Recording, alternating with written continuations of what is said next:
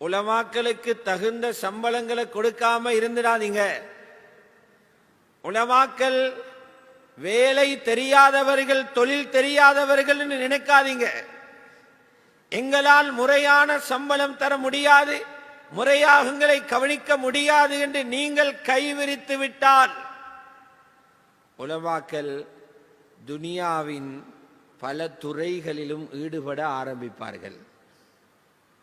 சிலர் விவசாயத்துக்கு போய்விடுவார்கள், சிலர் மீன்பிடிக்கு போய்விடுவார்கள், சிலர் பஜாரில் இறங்கி விடுவார்கள். அதற்கு பிறகு உங்களுடைய பிள்ளைகளுக்கு குர்ஆனை முறையாக ஓதி கொடுக்க ஆளில்லாத நிலைமை உருவாகும். நாள் போக போக நிலைமை மோசமாகும். தகுதியற்றவர்கள் வந்து உங்களுடைய பிள்ளைகளை குழப்பி விடுவார்கள். பின்னால் 20-30 வருடம் போகும்போது உங்களுடைய சந்ததியினர் ஒரு பகுதியினர் முருத்தத்தாகி போகும் காட்சியை பார்ப்பீர்கள். பெரும் பாவிகளாக மாறும் காட்சியை பார்ப்பீர்கள்.